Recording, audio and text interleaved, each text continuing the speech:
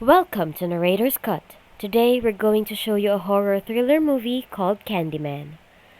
For decades, the Cabrini Green housing developments in Chicago were haunted by a ghostly hook-handed murderer.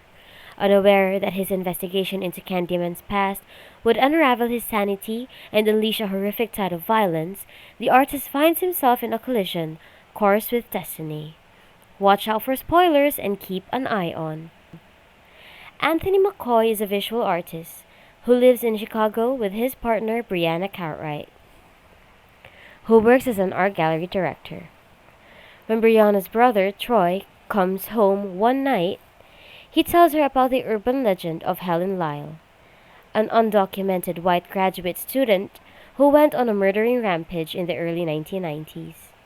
Her outburst, according to legend, culminated in a bonfire outside Cabrini Green housing developments, where she attempted to sacrifice a newborn child. After rescuing the kid from Helen, the locals determined that she had committed an apparent act of self-immolation before she died in flames. Anthony catches on to this narrative because he is desperate for a creative spark to help him turn his career around.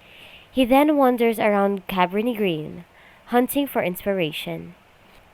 He finally has a fortuitous encounter with William Burke, the proprietor of a laundrette, who exposes him to the narrative of Candyman and his adventures. A disturbing experience with Sherman Fields, a hook-handed guy who the authorities suspected was responsible for inserting a razor blade into a piece of candy that ended up in the hands of a white girl, occurred when Burke was growing up. By accident, Burke informed the police of Sherman's position within the walls of one of the tower blocks, which resulted in the officers beating him to death. Sherman was eventually acquitted because more youngsters received sweet laced with razor blades than were initially targeted. According to tradition, saying the word Candyman 5 times in front of a mirror summons Sherman's ghost, which causes him to appear in the mirror and murder whoever shouted his name. Anthony is inspired by this and creates an art exhibit based on the tale of Candyman, which he exhibits at Brianna's gallery. Still, he is disappointed when he does not receive the positive response he had hoped for. After speaking Candyman's name 5 times in front of a mirror, one of Brianna's co-workers and his fiancée are slain by Candyman that night. Brianna is the one who discovers their body the following day. An art critic and a group of teenage girls are among those who are slaughtered after hearing Candyman's name spoken again and again. During this time, Anthony begins to experience bodily changes due to a bee sting he received on his hand while roaming about Cabrini Green. The sting turns into a scab, which spreads throughout his body until it covers his entire body. Anthony subsequently travels to a hospital to be examined over, and it is then that he discovers that his mother lied about the location of his birth. Later, Anthony pays a visit to his mother, Vanessa Williams, who discloses that he was the infant Helen Lyle saved from a raging fire on her deathbed the night before the death. The reality is that Helen saved Anthony's life from Candyman, who had abducted him and planned to burn him alive into a bonfire. However, she never informed him about it because she wanted Anthony to have a regular life. After that night, the community agreed that they would never repeat the tale of Candyman, and Anthony's mother is concerned about what will happen to her son now that their contact has been violated. Anthony exits resigned to his destiny and walks through the row houses of Cabrini Green, a neighborhood in Chicago.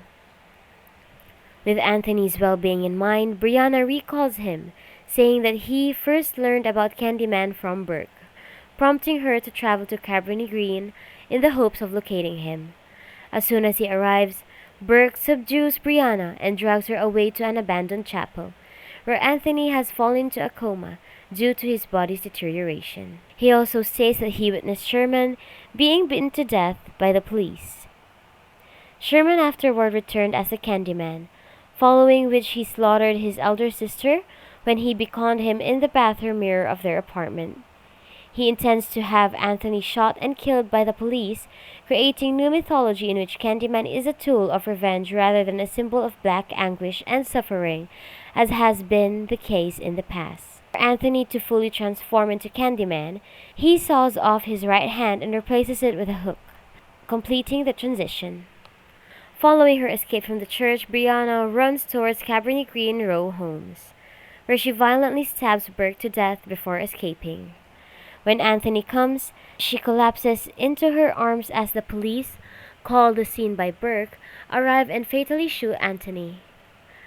Brianna is detained and thrown in the back of a police SUV, where an officer tries to coerce her into accepting that Anthony provoked the other cop into shooting him.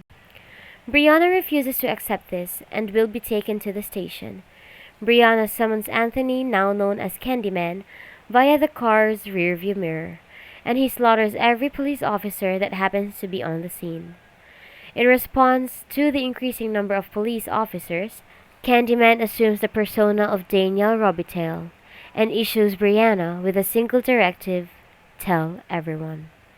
And that's it. Hope you enjoy it, and please leave a comment, like, and subscribe to the channel for more interesting movies to recap. Take care and see you at the next video!